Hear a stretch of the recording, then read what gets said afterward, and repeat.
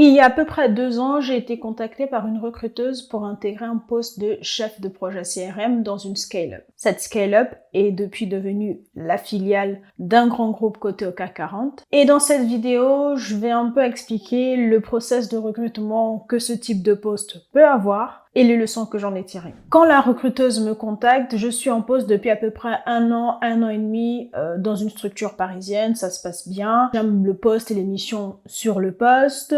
J'ai du télétravail, très important pour moi, parce qu'à ce moment-là, j'ai 3 jours de télétravail par semaine. La rémunération me semble correcte et j'aime beaucoup mes collègues et ma manager, tout aussi important pour moi. Donc à ce moment-là, je ne suis pas en recherche active, même si je suis toujours à l'écoute du marché. Je suis toujours à l'écoute du marché. Et c'est là qu'intervient la première leçon que j'ai tirée de ce processus de recrutement et de mes 2 années à ce poste. Leçon numéro 1, ta visibilité, tu entretiendras. Parce que à ce moment-là, comme je disais, je n'étais pas en recherche active, mais la recruteuse m'a trouvé via LinkedIn. Elle m'a contacté via LinkedIn, elle m'a présenté rapidement le poste, l'entreprise, la rémunération, et ça j'ai beaucoup apprécié parce que faire un process de recrutement pour après découvrir que c'est 10-15 000 euros en deçà de ce que tu espérais ou en deçà du marché, non merci. Donc j'avais déjà les informations principalement pour déterminer si j'étais intéressée pour le poste ou pas. Et donc pourquoi je dis faut entretenir sa visibilité? Parce que la recruteuse, elle m'a trouvé sur LinkedIn. Je n'ai pas postulé, je n'ai pas candidaté, je ne savais même pas qu'il y avait un poste ouvert à ce moment-là. Et elle m'a trouvé parce que mon profil LinkedIn était optimisé pour le travail que je fais, pour ce type d'opportunité. Et encore, j'ai même envie de dire, moi, mon LinkedIn, je pourrais encore plus l'optimiser. C'est-à-dire que je fais le minimum syndical. J'explique dans mon profil à peu près ce que je fais. Donc, j'ai certains mots-clés qui reviennent et je mets les postes et les entreprises où je suis. Et c'est tout. Il n'y a pas plus d'informations que ça. Je pourrais faire encore plus de rédaction, de contenu et autres pour attirer les recruteurs. Mais même avec ça, elle m'a quand même trouvé. Donc ça, je trouve que c'est important si, comme moi, on est dans un contexte où on a la possibilité d'avoir beaucoup de mobilité professionnelle, de travailler sa visibilité, son profil pour attirer les recruteurs lorsqu'ils pensent avoir une opportunité qui pourrait correspondre à notre profil. Donc, mettez à jour votre CV, travaillez votre profil LinkedIn et networkez. Mais ça, j'en parlerai un peu plus tard. Donc, le recrutement se passe, ça me présente l'opportunité, je dis que je suis intéressée parce que j'ai regardé un peu les détails des missions et ça correspondait à ce que je voulais faire et un peu plus ce que je voulais avoir comme trajectoire pour ma carrière. On a un premier échange avec la recruteuse directement. C'est un entretien de 15 à 30 minutes pour déterminer si le profil du ou de la candidate et les valeurs et la philosophie, la culture d'entreprise match. Donc, une fois que ça s'est passé, j'ai eu ensuite, moi, un premier entretien avec celui qui allait être mon manager direct. Puis, j'ai eu un entretien avec le manager de mon manager direct et qui donc dirigeait le service que j'allais intégrer. Et j'ai ensuite eu un entretien avec le directeur commercial et cofondateur de l'entreprise. Ce que j'ai aimé dans ce processus de recrutement, c'est qu'il était direct, il était succinct, parce que moi, je vois une offre d'emploi et je vois plus de 4 entretiens. Même 4, c'est beaucoup. Moi, vraiment, je dis l'appel fit avec les RH et puis 2 à 3 entretiens avec le management, les équipes, etc. Au-delà, je vois une offre qui a plus de 4 entretiens, je pense que je passe outre, même si l'entreprise m'intéresse. Donc, le processus de recrutement est assez rapide, ça se passe assez bien, il y a un match avec les équipes que je rencontre, etc. Et donc là, ils me font une proposition, je challenge un peu la proposition, on se met d'accord sur un package global, etc.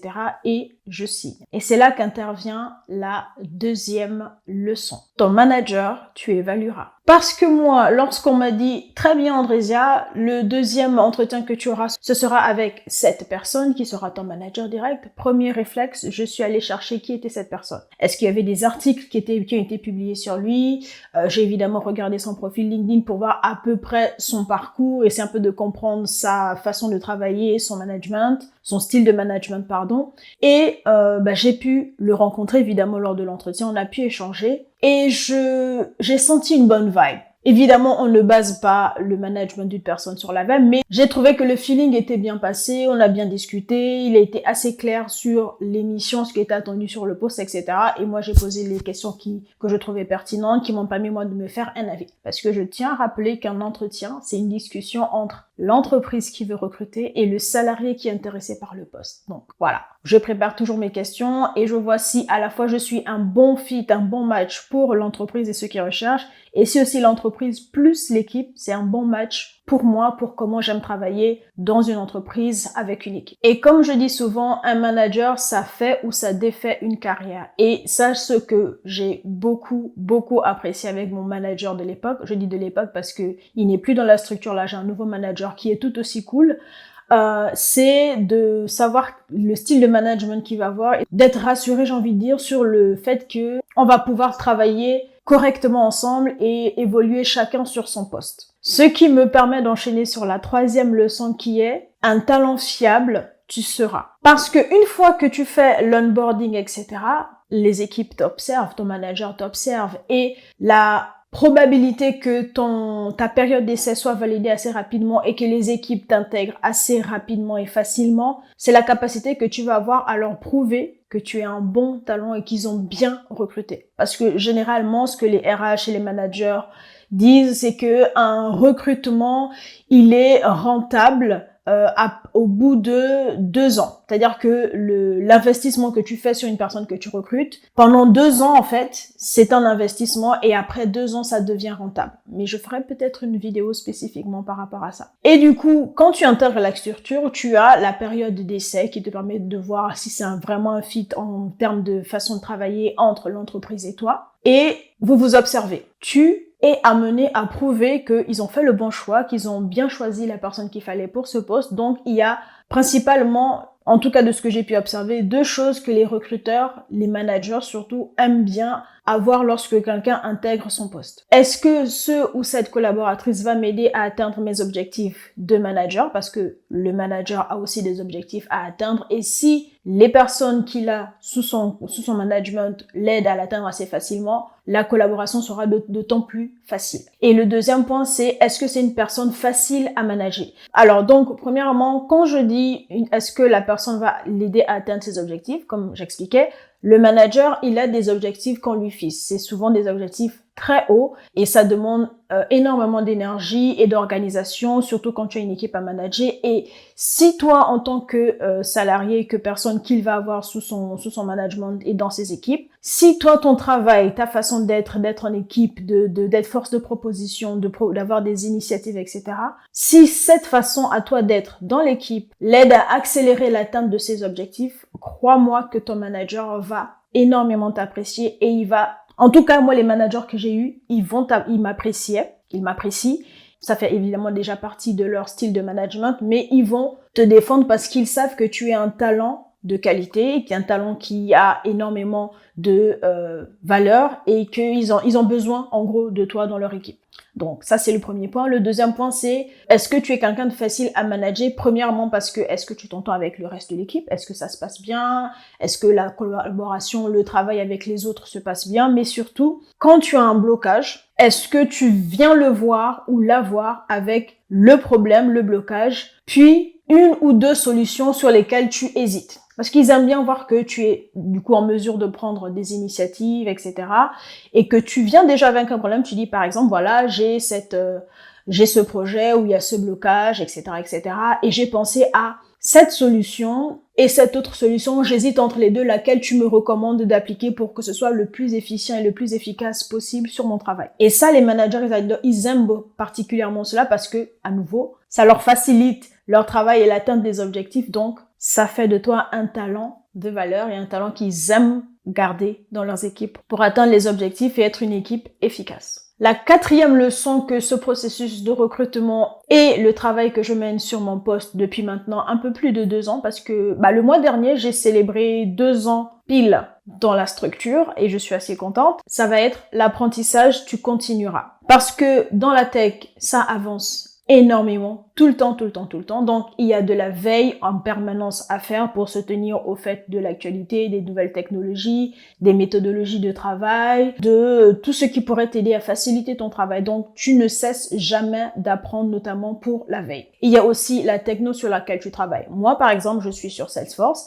et il y a des spécificités à l'outil Salesforce qui font que je vais pas avoir les mêmes problématiques, les mêmes enjeux qu'une personne qui va être, par exemple, data analyst. Donc, il y a des éléments que tu vas devoir apprendre, que tu vas devoir maîtriser pour t'aider à, évidemment, avancer dans ta carrière, faciliter ton travail au quotidien et te permettre d'être une personne qui est valorisée sur le marché du travail. Moi, par exemple, l'année dernière, j'avais le projet de faire une certification sur la data quality dans Salesforce. J'avais commencé la certification, mais je ne l'ai pas eu. Peut-être que je me relancerai l'année prochaine, je verrai selon les objectifs de carrière et de la boîte. Mais par exemple, cette année, là, il y a 2 semaines, ma boîte m'a inscrite à une formation sur le product management pour justement me tenir informée de ce qui se passe dans le product management, d'être une product owner, product manager confirmée, qui maîtrise les méthodologies de travail, les outils de travail et qui est à l'aise sur son poste et avec son équipe. Donc, l'apprentissage ne s'arrête jamais. On apprend tous les jours. Moi, il y a des choses que je découvre encore sur Salesforce, même aujourd'hui. Et pourtant, ça fait 5 ans à peu près que je travaille dessus. Et enfin, dernière leçon, ton réseau, tu entretiendras. Ça, ce n'est pas un secret. Tout le monde le dit, tout le monde le répète. Il faut maintenir son réseau pour se tenir informé de l'actualité, de ce qui se passe sur le marché du travail, des technologies et des méthodologies de travail qui sont présentes et qui sont nouvelles sur dans le monde du travail. Par contre, le réseau aussi peut te permettre de éventuellement préparer ta prochaine opportunité parce que on ne sait jamais. Moi, comme j'ai dit, je suis toujours à l'écoute du marché. Et si le poste ne m'intéresse pas, je dis toujours que pour l'instant, il n'y a pas le feeling qui passe, il n'y a pas de matching, etc. Mais que je reste ouverte s'il y a d'autres opportunités qui pourraient se présenter, qui sont un peu plus proches de ceux que je recherche. D'ailleurs, parenthèse par rapport à ça, c'est évidemment aussi important de savoir ce qu'on veut pour sa carrière. Est-ce que je souhaite avancer vers un poste de CTO? Est-ce que je souhaite avoir du management à un moment donné? Donc, quand une opportunité va se présenter et que ça ne correspond pas à ce que tu recherches, tu seras plus en mesure facilement de dire « ce n'est pas ce que je recherche actuellement ». Et comme moi je fais, j'en rajoute toujours, mais je reste ouverte s'il y a d'autres opportunités qui sont un peu plus proches de ce que je recherche. Et je vais toujours dire ce que je recherche. Par exemple, si je veux un poste où il y a du management parce que c'est l'objectif que je souhaite donner à ma carrière, je vais dire actuellement je recherche plus un poste qui va me permettre d'avoir du management et d'accompagner une équipe, etc., etc., etc. Si je souhaite évoluer vers un poste où il va y avoir un peu plus de responsabilité en termes de vision pour le produit, je vais aussi le spécifier, etc. Et donc, ça, c'est la première partie sur entretenir son réseau. L'autre partie, c'est tout simplement échanger avec des collègues, évidemment avoir des opportunités, mais rencontrer d'autres personnes, voir d'autres façons de travailler, d'autres outils qui sont utilisés. Et ça permet toujours à nouveau de faciliter son travail, travailler avec les équipes, être productif et efficace comme les PO et les PM que vous êtes ou vous serez. Anyway, j'espère que la vidéo vous a plu et ou vous a été utile. Je vous dis à très bientôt pour de nouvelles aventures. Allez, salut!